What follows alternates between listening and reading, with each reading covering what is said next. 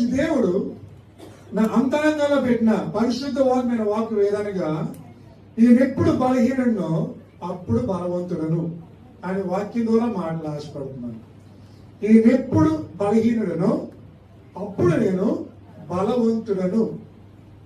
పరిశుద్ధ వాక్యము 2 కొరింథీయులకు రాసిన పత్రిక 2 కొరింథీయులకు రాసిన పత్రిక 12వ అధ్యాయం 10వ వచనం.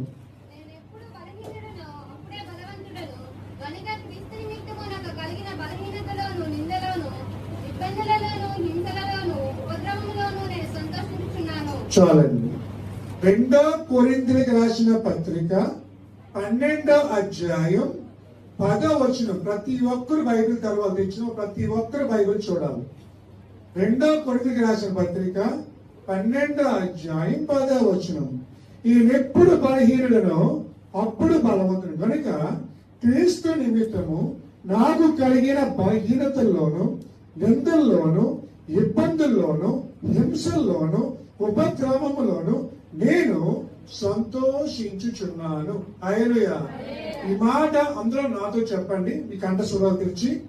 నేనెప్పుడు బలహీనుడనో అప్పుడే బలవంతుడను కనుక క్రీస్తు నిమిత్తము నాకు కలిగిన బలహీనతలోను, నిందల్లోను, ఇబ్బందుల్లోను, హింసల్లోను, ఉపద్రవములోను నేను సంతోషించున్నాను అని చెప్తాం.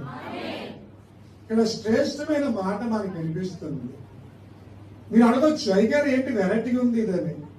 ఈయనెప్పుడు బలహీనుడనో అప్పుడు బలవంతుడిని అని, నేను ఎప్పుడు బలహీనుడిగా ఉన్నానో అప్పుడు చాలా బలవంతుడిగా ఉంటున్నాను అని అపోస్తలుడైన పౌలు కొరింథీ సంఘం రాస్తూ చెప్తున్న ఒక శ్రేష్టమైన మాట. అపోస్తలుడైన పౌలు సౌలు గారి నుండి పౌలులకు మార్చబడిన తర్వాత దేవుని ఆశీర్వాదం ద్వారా అనేక సంఘాలు నిర్మిస్తూ అనేక చోట్ల అపోస్తల బోధ బోధిస్తూ తన సేవా జీవితాన్ని కొనసాగిస్తూ ఉన్నాడు.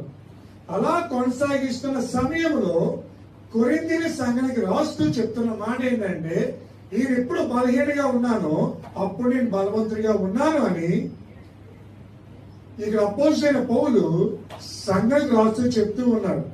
ఇది సంఘానికి చాలా చాలా ప్రాముఖ్యమైన మాట. మనం చాలా సార్లు బలహీనులుగా ఉంటాం, చాలా సార్లు బలహీనంగా మన జీవితాన్ని కొనసాగిస్తూ ఉంటాం. కానీ అప్పుడు అన్నాడు ఏంటంటే, మీరు బలహీనులు అయినప్పుడు కూడా మీరు బలవంతులు. హల్లెలూయా.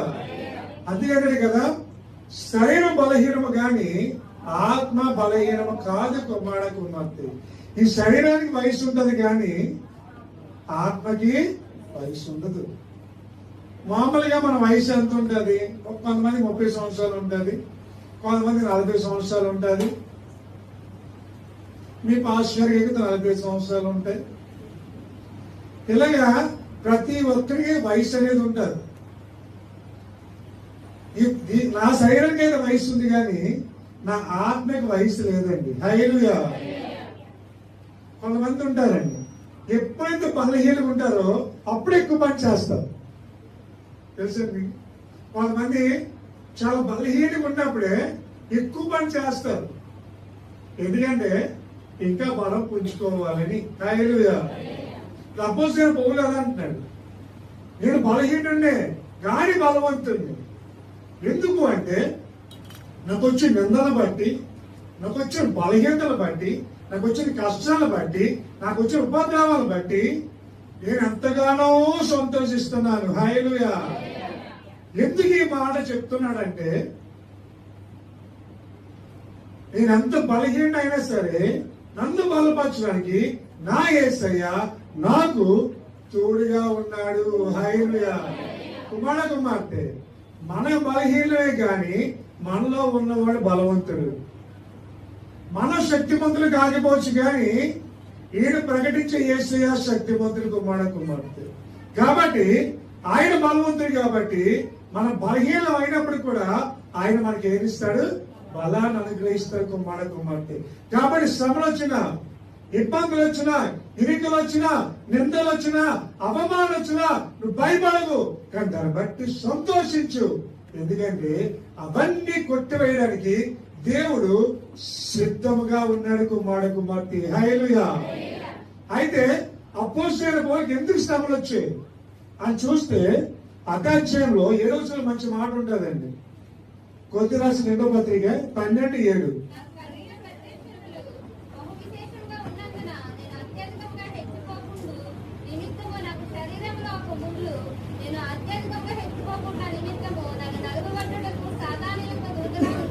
చాలండి. హల్లెలూయా. ఇక అపోస్తలుల పౌలు ఎందుకు అంటాడంటే, నా జీవితంలో ఎందుకు సమస్యలు వచ్చాయి, నా జీవితంలో ఎందుకు కష్టాలు వచ్చాయి, నా జీవితంలో ఎందుకు అయినా దేవుడు ఎదుగుతున్నాను కదా, దేవుళ్ళు బలపడుతున్నాను కదా, వాక్యాన్ని బోధిస్తున్నాను కదా, అనేక మంది నేనే తిప్పుతున్నాను కదా, నాకెందుకు ఈ బాధలు అని అపోస్తలుల పౌలు అనుకుంటున్నాడు. కుమారుడు మనం వేసాలు అనుకుంటాం, అయినా దేవుడిని నమ్ముకున్నాను, యేసుని ఆశ్రయించాను, ప్రభువైన సర్వస్వం అనుకున్నాను, సమస్తము దేవుడు నాకు ఇచ్చించాడు అనుకుంటున్నాం. కానీ ఎంత చేస్తున్నా సరే నాకెందుకు బాధలు వస్తున్నాయి? నేను దేవుడిని పట్టించుకోవట్లేదా? వేసే పక్షపాత ఆయన ఒక్కోసారి మన ఆత్మీయ జీవితం మనం అనుకుంటాం. కుమార్తె మనకు వచ్చిన శ్రమల వెనకాల ఒక ప్రత్యేకమైన కారణం ఉంటుంది. దేవుడు మన జీవితంలో సాతాను అనుమతించాడంటే దాని వెనక ఏదో ప్రణాళిక ఉంటుంది.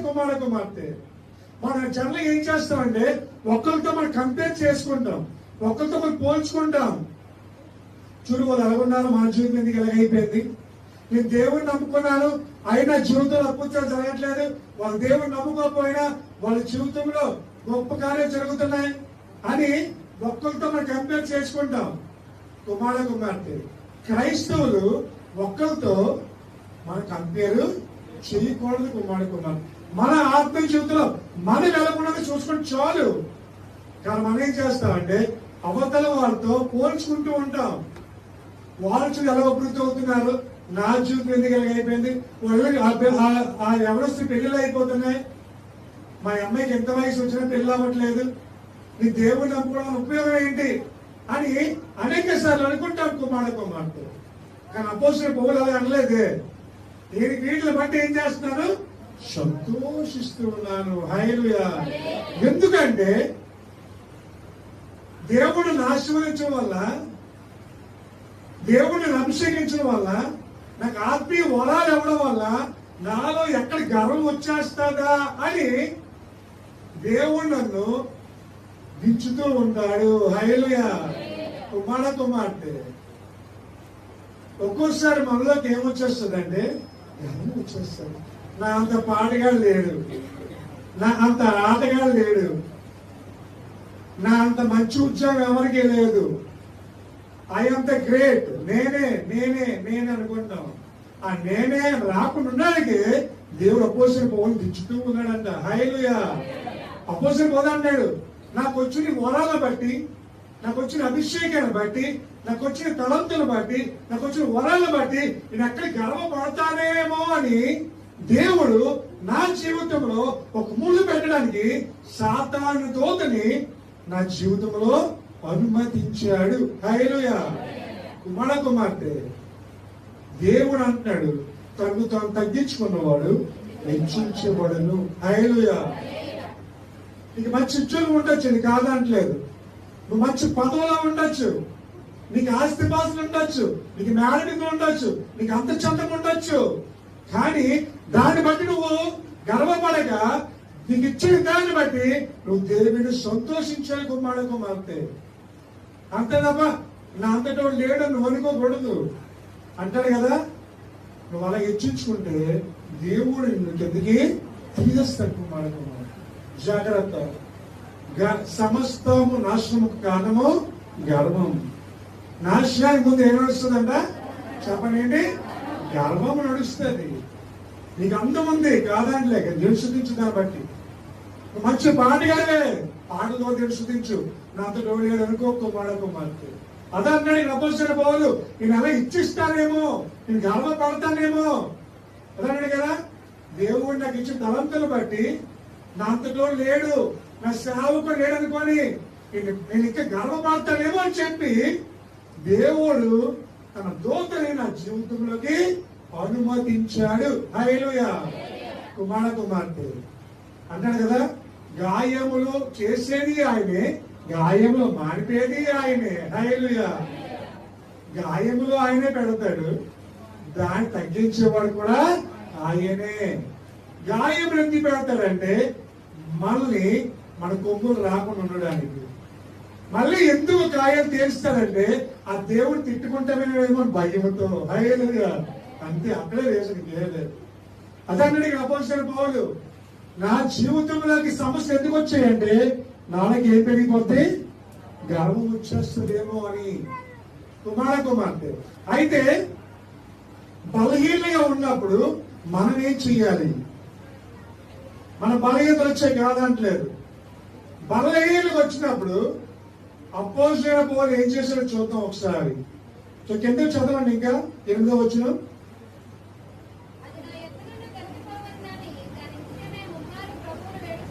చాలండి. ప్రభా, నాకు వచ్చిన సమస్యలు తొలగిపోవాలని నేను ఎన్నిసార్లు ప్రార్థన చేశాను? 3 ప్రార్థన చేశాను. హల్లెలూయా. హల్లెలూయా. అది నా యొద్ద నుండి తొలగిపోవాలని, నా యొద్ద నుండి సమస్యలు పోవాలని, నా యొద్ద నుండి కష్టాలు పోవాలని, నా యొద్ద నుండి సమస్యలు పోవాలని, నా యొద్ద నుండి ఉరికలు పోవాలని నేనేం చేశాను? 3 ప్రార్థన చేశాను. హల్లెలూయా. మన కష్టాలు వచ్చినప్పుడు, సమస్యలు వచ్చినప్పుడు, ఇరుకలు వచ్చినప్పుడు, ఇబ్బందులు వచ్చినప్పుడు మనం చేయవలసిన ఒకే ఒక పని ఏంటంటే ప్రార్థన. హల్లెలూయా. ఏం చేయాలి? నాతో మాట చెప్పారు. ప్రభా, నా కష్టం వచ్చినప్పుడు, బాధలు వచ్చినప్పుడు, ఇబ్బందులు వచ్చినప్పుడు నేను 3 ప్రార్థన చేస్తాను. నాకే చెప్తాం గట్టిగా. జ్వరం వస్తే ముసుకేసుకోవడం కాదండి, మోకరించి ప్రార్థన చేయాలి. బలహీనతలు వచ్చినప్పుడు బాదుకోవడం కాదు, దేవుడి దగ్గర ఏం చేయాలంటే అదే పౌలు అంటాడు, నాకు సమస్య వచ్చినప్పుడు ప్రభా, నాకు వచ్చిన బాధలు అదిపోవడానికి నువ్వు సహాయం చేయ ప్రభా అని నేను 3 ప్రార్థన చేశాను. హల్లెలూయా. ఎన్నిసార్లు ప్రార్థన చేశాం? దానియేలు ఎన్నిసార్లు ప్రార్థన చేశాడు? దానియేలు కూడా 3 ప్రార్థన చేశాడు.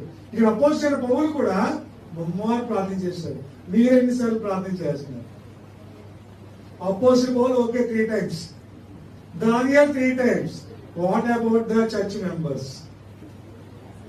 సంఘంలో ఎంతమంది 3 ప్రార్థన చేస్తున్నారు? మీకు మీరు పరీక్షించుకోవాలి. కుమార్తె కష్టం వచ్చిన అదే అంటున్నారు పౌలు, నాకు కష్టం వచ్చిన ప్రభా, నాకు వచ్చిన సమస్యలు దూరపరచని నేను ఏం చేశాను? ఎప్పుడైతే మనం ప్రార్థన చేస్తామో మనకు ధైర్యం వస్తుంది. ఎప్పుడైతే ప్రార్థన చేస్తామో సమస్యల మీద పోరాడే శక్తిని దేవుడు ఇస్తాడు. కుమార్తె అందుకే మనం ఏం చేయాలంట? 3 యేసుకు ప్రార్థన చేయాలి. హల్లెలూయా. అపోస్తలుడైన పౌలు తన సేవ జీవితం ఒప్పుతున్న కారణం ఏంటంటే అతను చేసే ప్రార్థన జీవితం. ఈరోజు దేవుడు వాక్యం సెలవిస్తూ ఉంది, నీకు వచ్చిన కష్టాలు బట్టి, నీకు వచ్చిన సమస్యలు బట్టి, నీకు వచ్చిన ఇరుకులు బట్టి, నీకు వచ్చిన ఇబ్బందులు బట్టి నువ్వు కూడా 3 యేసయ్యకు ప్రార్థన చెయ్యాలి. కుమార్తె ఎవరు చేస్తున్న నీకు అనవసరం. ఒకళ్ళ ఆత్మీయ జీవితం కంపేర్ చేసుకోవద్దు. నీ ఆత్మీయ జీవితం ఎలా నువ్వు చూసుకొచ్చావు. మీ అమ్మగారు చేస్తారని నీకు అనవసరం, మీ పిల్లలు చేస్తారని నీకు అనవసరం, మీ భర్త చేస్తారని నీకు అనవసరం. నువ్వు చేస్తున్నావా అది గుర్తుపెట్టుకో కుమార్తె. నీ ఆత్మీయ జీవితంలో నువ్వు లేచి ఎన్నిసార్లు ప్రార్థన చేస్తున్నావు, ఎన్నిసార్లు దేవుడిని వేడుకుంటావు. కుమార్తె నీ కష్టం పోవాలంటే, నీకు సమస్యలు పోవాలంటే, నీకు కిరుకులు పోవాలంటే, నీకు ఇబ్బందులు పోవాలంటే, నీకున్న బలహీనతలు పోవాలంటే నువ్వు చేయవలసింది ఒకే ఒక పని ఏంటంటే యేసయ్యకు ప్రార్థన చేయాలి. పోయిన ఆదివారం నా పరిస్థితి నీకు తెలుసు కదా. ప్రభు ప్రభా నువ్వు నాకు సాయం. అప్పుడు కూడా ఇదే వాక్యం, ప్రభా నేను బలహీనుడు కానీ బలవంతుడు అన్నాను. ఎందుకంటే నా కంఠం పోయింది, అది సాధారణ ముళ్ళు పెట్టింది. నువ్వు చూస్తాను ఆదివారం వాక్యం చెప్తావని ముళ్ళు పెట్టింది. అయితే వాక్యం ఆగదు కదా, పాస్టర్ దేవుడు నడిపించారు. అయితే సోమవారం సాయంత్రం కొంతకు వచ్చింది. హల్లెలూయా. కుమార్తె సాతాను ఎంత ప్రయత్నం చేసినా అంతిమ విజయము యేసయ్యదే. నమ్మకం సమావేశం. క్రైస్తవులు నమ్ముకున్న వారికి కష్టాలు వస్తాయి. బైబిల్లో ఎక్కడ కూడా నన్ను నమ్ముకుంటే బాధలు రావు అని ఎక్కడా లేదండి. కానీ ఒక్కటి ఉంది, ఆ బాధలు మనకి తొలగిస్తాడు దేవుడు. హల్లెలూయా అంటారు కదా. యోబు 23:10 మాట్లాడ చూడండి, అనుకుంటే అదే మాట కొంచెం సార్. యోబు 23:10 చూడండి పరిశుద్ధ వాక్యములో. యోబు గ్రంథం 23:10.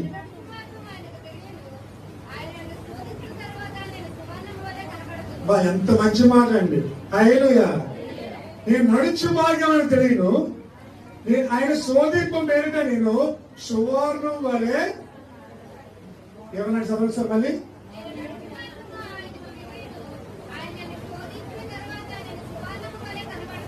అలాగా. హల్లెలూయా. మీరు ఎలా కనిపిస్తారంట? సువర్ణం అంటే ఏంటి? బంగారం వలె. హల్లెలూయా. కరిగించకుండా బంగారం తయారవదు. నీ వస్తువులు తయారు చేయాలంటే బంగారం ఏం చేయాలి? కరిగించాలి. ఒక క్రైస్తవుడు సువర్ణంగా మారాలంటే క్రైస్తవుని దేవుడు కరిగించాలి. అలా కరిగించాలంటే వాడి జీవితంలోకి శోధన రావాలి. హల్లెలూయా. అలాగే మీకు కష్టాలన్న ఉద్దేశం కాదు, కానీ వచ్చినప్పుడు మీరు బలహీనలు అవ్వకూడదు, ఇంకా బలవంతులుగా మారిపోవాలి. హల్లెలూయా. ఎన్ని కష్టాలు వస్తాయో అంత బలంగా ప్రార్థన చేయాలంట. యేసయ్య కూడా వచ్చే 3 సార్లు శోధన, కానీ 3 సార్లు సాతాను మీద యేసయ్య విజయము సాధించాడు. కుమారుడు మొదటిసారి అన్నాడు, నీకు ఆకలి వేస్తుంది కదా, ఈ రొట్టెల్ని ఈ రాళ్ళు ఏం చేసావు? రొట్టెలుగా మార్చుకొని తిరిగాను. ఇప్పుడు యేసయ్య అంటాడు, మనుషులు రొట్టె వల్ల కాదు, దేవుని మాటల వల్ల. రెండోది ఏమన్నాడు యేసయ్య? ఆ శేషేమ తీసుకెళ్ళి ప్రపంచం అంతా చూడు, నువ్వు నా పాదాలను మొక్కితే నీకు ఈ ప్రపంచం ఇచ్చేది అన్నాడు. నువ్వు నాకు ఇచ్చేది ఏంటో ఈ ప్రపంచం నాదన్నాడు దేవుడు. మూడోసారి ఎరుషలేము తీసుకెళ్ళాడు. నువ్వు దేవుని కుమారుడు కదా, పైనుంచి దూకే. తన దేవదూతను దేవుడు ఆజ్ఞాపించి ఇది పట్టుకుంటాడేమో. అప్పుడు దేవుడి కోపం వచ్చి ఇక్కడి నుంచి వెళ్ళిపోని తిడతాడు దేవుడు. కుమార్తె యేసయ్యకే శోధనలు వచ్చాయి. మానవులు మనం ఎంతండి, కానీ మనం నమ్ముకున్న దేవుడు మనం విడిచిపెట్టే దేవుడు కాదు. కాబట్టి శోధన దేవుడికి ఏమిస్తాడు? విజయిస్తాడు. కానీ మీరు చెప్పాల్సింది ఒకటే, ముమ్మారు యేసయ్యకు ప్రార్థించింది. ఒక మాట ఉంటుంది చూడండి ఒకసారి. పరిశుద్ధ నుంచి అపోస్తల కార్యములు 4:31 వచ్చింది. అపోస్తల కార్యములు 4:31.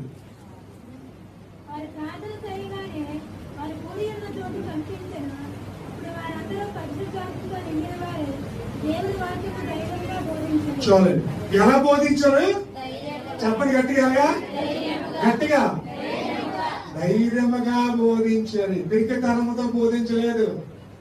అయ్యో నేను బోధిస్తే నవ్వుతారేమో అనుకోలేదు వాళ్ళు. ఇప్పుడు చెప్పాలండి, ఈ మాట చెప్పింది ఎవరు తెలుసా? 120 మంది బ్యాంకులు ఉన్నారు కాదు. వీళ్ళకి అక్షరముక్క రాదండి.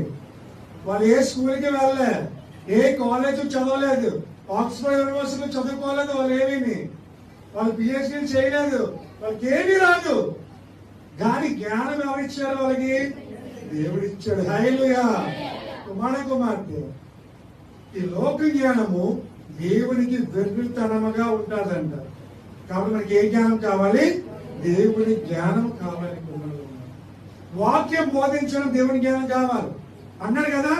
వారు ప్రార్థించగా భూమి కంపించెను, వారు పరిశుద్ధాత్మతో నిండిన వారే ధైర్యముగా వాక్యము బోధించారు. ప్రార్థన చేసిన వారికి దేవుడు ఏమిస్తాడు? ధైర్యం ఇస్తాడు. ఈ మాట చెప్పండి, ప్రార్థన చేసే వారికి దేవుడు ధైర్యాన్ని ఇస్తాడు. ఏమిస్తాడు? ఇప్పుడు భయపడ అవసరం లేదు, ఎందుకంటే ధైర్యముగా వచ్చి నేను బోధించవచ్చు. ధైర్యముగా వచ్చి పాటలు పాడొచ్చు, ధైర్యంగా వచ్చి ప్రార్థన చేయొచ్చు కుమారుడు. ఈ ధైర్యం ఎక్కడి నుంచి వస్తుందంటే దేవుడి దగ్గర నుంచి వస్తుంది కుమారుడు. నాకు ధైర్యాన్ని ఇచ్చాడు, బలహీనంగా ఉన్నవాడు నన్ను. మీకు కూడా ధైర్యాన్ని, ఒకప్పుడు నేను కూడా బలహీనుండే, కానీ ఈరోజు మీ కృపను బట్టి బలవంతుని అయ్యాను కుమారుడు. ఈరోజు దేవుడికి సెలవిస్తూ ఉంది, మీకు ధైర్యం కావాలంటే, ధైర్యంగా నీ జీవితంలో ముందు కొనసాగాలంటే, ధైర్యంగా దేవుని వాక్యం బోధించాలంటే, ఈ సమస్యని ధైర్యంగా ఎదుర్కోవాలంటే, ఎర్ర సముద్రంని 2 పాయలు జరగాలంటే అది యేసయ్య వల్లనే సాక్ష్యం కుమార్తె. నీ జీవితంలో వచ్చిన సమస్య భయపడుతున్నావేమో, నీకు వచ్చిన కష్టాలను బట్టి భయపడుతున్నావేమో, నీకున్న బలహీనతలను బట్టి భయపడుతున్నావేమో, నీకు వచ్చిన వ్యాధులను బట్టి భయపడుతున్నావేమో, కుమార్తె భయపడ అవసరం లేదు. ఎందుకంటే నేను ప్రకటించే దేవుడు నీకు ధైర్యాన్ని ఇచ్చే దేవుడు. హల్లెలూయా. కుమార్తె, God will give strength for you. మీరు బలహీనులు కాదమ్మా, చాలా బలవంతులు. ఎందుకంటే మీరు ఎప్పుడైతే ప్రార్థన చేస్తారో దేవుడు ఆటోమేటిక్ గా మీకు జీవిస్తాడు అన్నాడు. మరి ప్రార్థన చేయగా ఏం కనిపించిందంట? కనిపించింది. అంటే ప్రార్థనలో అంత శక్తి ఉంది. ప్రార్థన అంటే ఈజీ కాదు కుమార్తె. అందుకే సాతాను ఏం చేస్తుంది తెలుసా? ప్రార్థన చేయకుండా చేస్తుంది. అందుకేనే అది తొలుతోపోయింది కాదు. నువ్వు ఎక్కడైతే ప్రార్థన చేస్తావో అదే టైంలో ఏదో వెంటాడుతుంది నీ జీవితంలో. మోకాలు వేద్దాం అనుకుంటావు, మోకాలు సహకరించు, సాతానికి మోకాలు నొప్పులుగా చేస్తావు. కానీ ఏసేమన్నాడు? అయినా సరే మోకాలు ప్రార్థించి నీకు బలాన్ని ఇస్తావు. హల్లెలూయా. అదే అన్నాడు. సాతాను ఎన్ని పనులు చేసినా సరే నువ్వు మాత్రం ధైర్యంగా ముందుకు కొనసాగు. నీ జీవితంలో దేవుడు సాతాను మీద విషయించేలా చేస్తాడు కుమారుడు. సంఘంలో సాతాను చేసే పని ఏంటో ఏం చేయాలి చెప్పండి? సంఘంలో సాతాను టార్గెట్ ఏంటంటే ఐక్యత పోవాలి సంఘంలో. రెండోది చర్చకు వచ్చే వాళ్ళకి నిద్ర వచ్చేలా చేయాలి. ఎందుకని? వాక్యం కదా పడుకుంటే కుమారుడు అంటే అప్పుడు నువ్వు అనాలి, నువ్వు నన్ను పడుకోబెట్టలేవు అనాలి. హల్లెలూయా. ఈ మాట అదే చెప్పండి. సాతానా, నీవు నన్ను సంఘంలో పడుకోబెట్టలేవు, నీవు నన్ను సంఘంలో పడుకోబెట్టలేవు. హల్లెలూయా. సాతాను మనల్ని పడుకోబెట్టలేదు, మన సాతాన్ని పడుకోబెట్టాలి. హల్లెలూయా. కుమార్తె అంటే ప్రార్థనలో అంత శక్తి ఉంది. నువ్వు ప్రార్థన చేస్తే కంపించాలి, నువ్వు ప్రార్థన చేస్తే అద్భుతాలు జరగాలి, నువ్వు ప్రార్థన చేస్తే ఆశ్చర్యాలు జరగాలి. కుమార్తె అలా జరగాలంటే నీ ప్రార్థనలో అంత శక్తి ఉండాలి. ప్రార్థన జరిగేటప్పుడు ఎవరు కూడా అటు ఇటు చూడకూడదు అంటారు. ప్రార్థన జరిగేటప్పుడు నువ్వు కళ్ళు మూసుకొని ప్రార్థన చేస్తున్నప్పుడు దేవుడు నువ్వు తప్ప 3వ వ్యక్తి దరిదాపులకు కూడా రాకూడదు. అలా వచ్చాడంటే ప్రార్థన భంగం అయిపోదు. కాబట్టి కుమార్తె ఉదయకాల వాక్యం ద్వారా చెప్తూ ఉన్నాను, మీకు వచ్చిన సమస్యలు బట్టి, ఇరుకులను బట్టి, ఇబ్బందులు బట్టి మీరు చేయవలసిన ఒకే ఒక పని ఏంటంటే ప్రార్థన. అంతే. నీకు ఎప్పుడు సమస్యలు వస్తాయి అప్పుడు బాధ అదంటాడు కదా అపోస్తలుడైన పౌలు. నేను ముమ్మారు ప్రార్థన చేసిన, ప్రభా ఇది నా దగ్గర నుంచి తొలగించండి, నాకు వచ్చిన కష్టాలు తీసివేయండి, నాకు వచ్చిన ఇబ్బందుల్ని తీసివేయండి అని చెప్పి ముమ్మారు ఏం చేశాడు? ప్రార్థించాడు. రెండోది ఏం చేశాడు అపోస్తలుడైన పౌలు? చూడండి, పరిశుద్ధ లేఖనం నుంచి కొరింథీయులకు రాసిన పత్రిక ఉంటుంది, 12:9 వచ్చింది.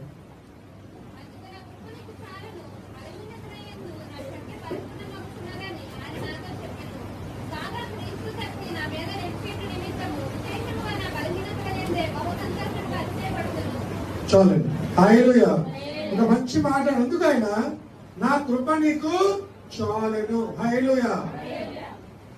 బలహీనత యందు నా శక్తి పరిపూర్ణమగుచున్నదని ఆయనతో నాతో చెప్పాడు. కాగా క్రీస్తు శక్తి నా మీద నిలుచుని నిమిత్తము విశేషముగా నా బలహీనయందు బహుగా సంతోషముగా అతిశయపడుచున్నాను. హల్లెలూయా.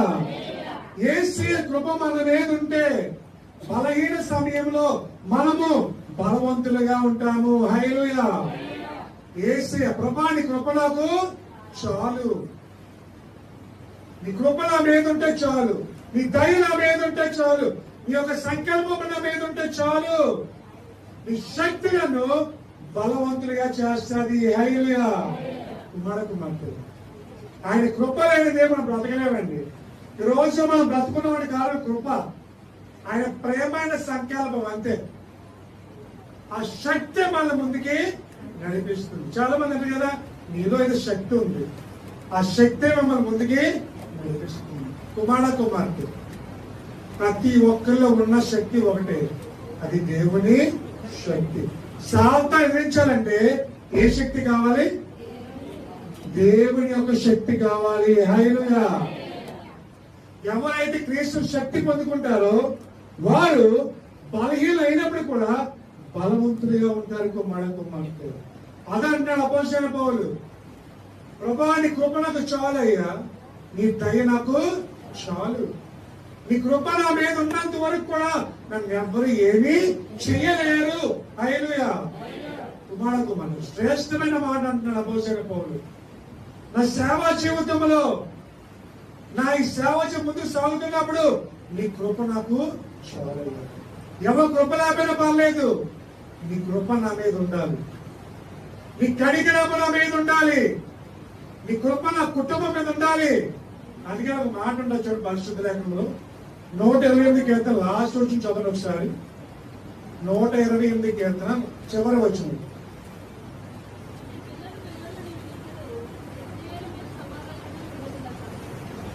అలాగే 127 చివరి వచ్చి చదవండి.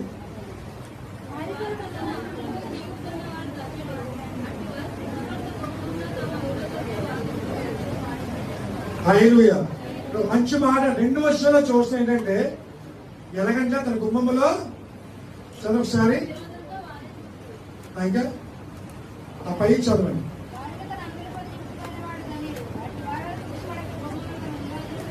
చాలండి. తన అంపుల మధ్యతో నింపుకోవడం అంటే క్రీస్తు శక్తి నింపుకున్నవాడు ఎలా సిగ్గుపడక ధైర్యంగా తన గుమ్మంలో విరోధులతో మన విరోధి ఎవరు చెప్పండి? మన ఎనిమి ఎవరు? సాతానేనా?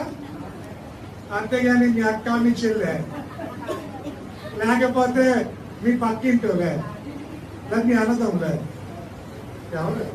మన విరోధి ఒక్కడే, సాతాను ఒక్కడే మన విరోధి. హల్లెలూయా. కుమార్తె మన విరోధి ఒక్కడే. ఆ విరోధితో మనం ఏం చేయొచ్చంట? అపోస్తలుడు పౌలు దేంతో వాదిస్తున్నాడు ఈ మాటలు? సాతానుతో వాదిస్తున్నాడు. సాతాను నువ్వెన్ని కష్టాలు పెట్టినా నా దేవుడు నన్ను బాధపరుస్తాడు. సాతాను నువ్వెన్ని సమస్యలు పెట్టినా నా జీవితంలో దేవుడు నన్ను బాధపరుస్తాడు. శక్తితో నిన్ను నింపుతాడు. నా కృప నా మీద ఉంటుంది. హల్లెలూయా. కుమార్తె ఈ ఉదయకాల సమయంలో వాక్యం పిల్లలు, అతడు నన్ను ప్రేమించున్నాడు కనుక నేను అతన్ని తప్పించగలను. హల్లెలూయా. ఈ మాట 9 కీర్తనలో చూడగలరు. అతడు నన్ను ప్రేమిస్తాడు కాబట్టి నేను అతను ఏం చేస్తాను? అపోస్తలుడైన పౌలుని దేవుడు ప్రేమిస్తాడు కాబట్టి అపోస్తలుడైన పౌలుని దేవుడు తప్పించును. మిమ్మల్ని దేవుడు ప్రేమిస్తాడు కాబట్టి మిమ్మల్ని దేవుడు తప్పించును. హల్లెలూయా. నమ్ముతారు ఈ మాట? ఈ మాట నమ్ముతున్నారు? గట్టి చెప్పకుండా శ్రేష్ఠ కుమార్తె యువత కలిసిన వాక్యులారా, ఆయన కృప వర్షలత మన మీద ఇప్పుడు అందుకనే చూడండి. చివరిగా విలాప వాక్యములు 3:22 వచ్చింది. విలాప వాక్యం పాత నిబంధనలో ఉంటది. విలాప వాక్యములు 3వ అధ్యాయం మొదట్లోనే ఉంటాయి. చూడండి, విలాప వాక్యములు 3వ అధ్యాయం 22వ వచ్చింది. పేజెంట్ అంతా మనం చదువు ఒకసారి. పేజెంట్ అంతా ఎంత? 481 పేజ్ 681 చూడండి. 3వ అధ్యాయం 22వ వచ్చింది.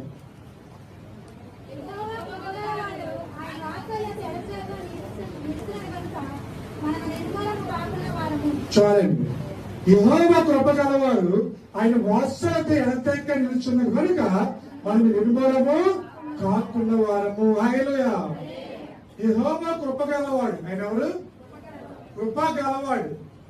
ఆయన వాత్సల్యత ఎంతగా నిలుచున్నది కనుక మనం ఎప్పుడు కూడా నిర్మూలం కాము. ఎప్పుడు మనం సిగ్గుపడము, ఎప్పుడు మనం వ్యాధులతో బాధపడము, ఎప్పుడు మన కష్టాలు రావు, ఎప్పుడు మనకి సమస్యలు రావు. ఎంత మంచి మాట. ఇలాంటివి విన్నప్పుడు మనకి సంతోషం అనిపిస్తుంది. నువ్వు ఆశీర్వదించకూడదు. అబ్బా ఎంత మంచి మాట చెప్పారు. ఇలాంటి వినగానే చెవులేదు తేనేషన్ ఉంటుంది. ఎంత మంచి మాట అన్నారండి.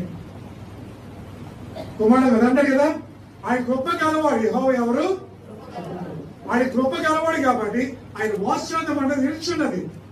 కాబట్టి మనం ఎప్పుడు కూడా నిర్మూలం కాకుండా స్థిరముగా ఉంటామండి. కుమార్తె వాక్యం లేరా? అపోస్తలుడైన పౌలు అన్నాడు, ప్రభాని కృప నా మీద ఉంది కాబట్టి, నీ శక్తి నా మీద ఉంది కాబట్టి, నేను బలహీన అయినప్పుడు కూడా నేను బలవంతులను. హల్లెలూయా.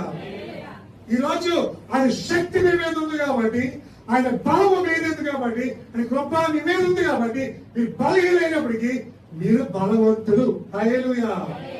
కుమార్తె అపోస్తలుడైన పౌలు మీదకి వచ్చిన శక్తి మీ మీదకి వచ్చింది కాదు. మీరు బలహీనైనప్పుడు కూడా మీరు బలవంతులు.